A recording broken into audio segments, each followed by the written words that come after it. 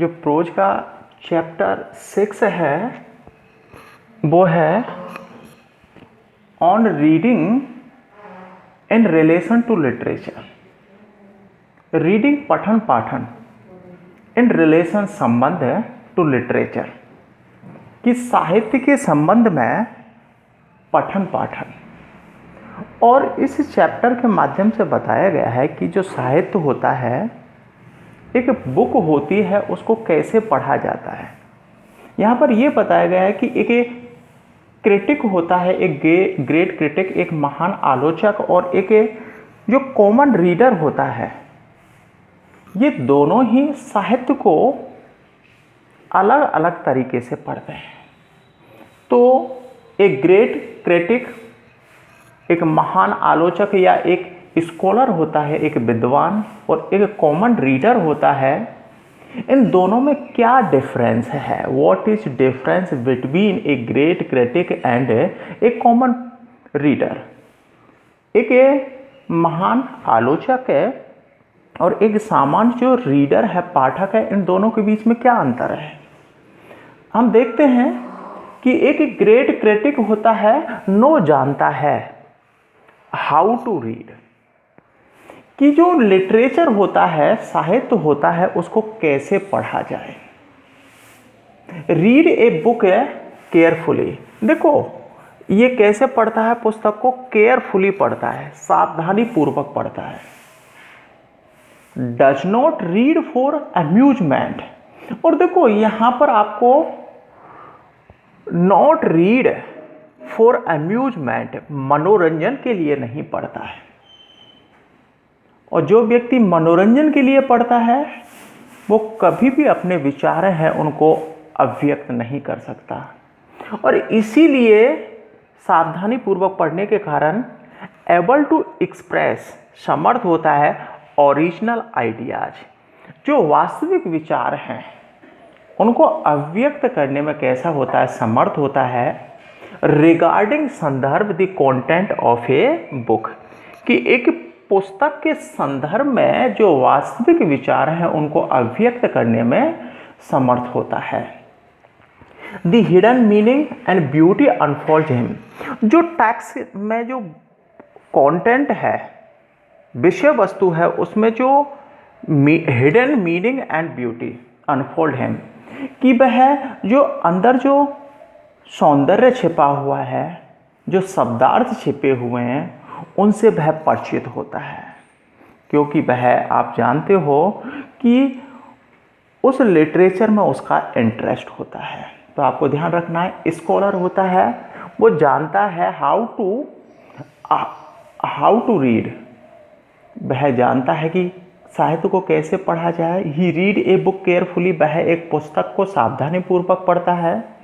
Does not read for amusement, वह मनोरंजन के लिए पुस्तक को नहीं पढ़ता है। Able to express original ideas, और वास्तविक विचारों को अभिव्यक्त करने में समर्थ होता है। Regarding the content of a book, एक पुस्तक के और संदर्भ में। The hidden meaning and beauty unfold him, जो कंटेंट है, जो विषय वस्तु है, उसके अंदर जो सौंदर्य छिपा हुआ है, जो शब्दार्थ छिपे हुए, अनफोल्ड टू हिम, उससे वह परिचित होता है।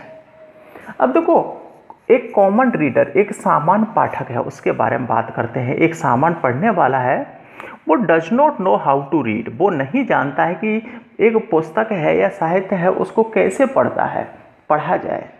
रीड बुक, वह पुस्तक को पढ़ता है केवल, बट अनेबल टू एक्सप्रेस, असमर्थ होता है ओरिजिनल आइडिया, और जो वास्तविक विचार है उनको अभिव्यक्त करने में असमर्थ होता है। Regarding the content of a book, एक पुस्तक की विषय वस्तु के संदर्भ में वास्तविक विचार हैं उनको अभिव्यक्त करने में असमर्थ होता है। रीड फॉर अम्यूजमेंट, और वह मनोरंजन के लिए पढ़ता है। यहाँ पर देखते हो आप, मनोरंजन के लिए नहीं पढ़ता है एक ग्रेट क्रिटिक। और क्यों पढ़ता है? पास द टाइम, तो समय व्यतीत करने के लिए और वह पढ़ता है।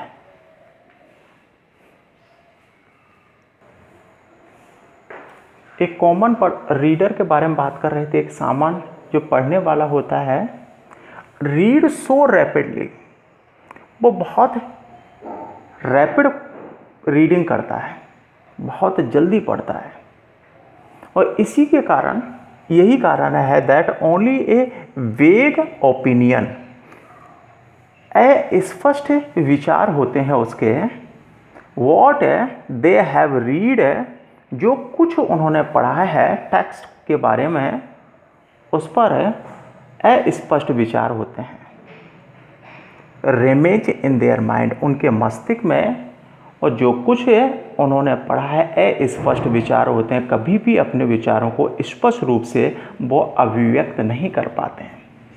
अब देखो यहाँ पे ये भी बताया रीडिंग इन ट्रू सेंस, कि सच्चे अर्थ में रीडिंग किसे कहते हैं, पठन किसे कहते हैं।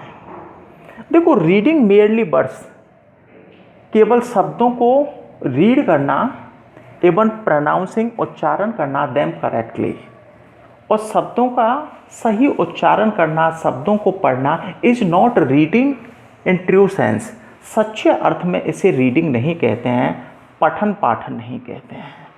कि शब्दों को पढ़ना, उनका सही उच्चारण करना, इसको हम रीडिंग नहीं कहते हैं सच्चे अर्थ में। देखो सच्चे अर्थ में रीडिंग किसे कहते हैं, रीडिंग दी बुक, कि किसी पुस्तक को पढ़ना विद है टेस्ट, टेस्ट का मतलब रुचि के साथ, और डिस्क्रिमिनेशन का मतलब भेद करके पढ़ना, कि किसी टेक्स्ट को पूरी रुचि के इंटरेस्ट के साथ पढ़ना, उसको भेद करके पढ़ना। ग्रेस्पिंग दी मीनिंग, ग्रेस्पिंग का मतलब समझना, जिसमें नए शब्दार्थ हैं, मीनिंग है, उनको समझना। एंड एन्जॉय द ब्यूटी, जो भी सौंदर्य है टेक्स्ट के अंदर छिपा हुआ है, उसको एन्जॉय करते हुए पढ़ना, जो नए नए शब्दार्थ हैं उनको समझना, is reading in true sense, सच्चे अर्थ में उसे ही हम रीडिंग कहते हैं।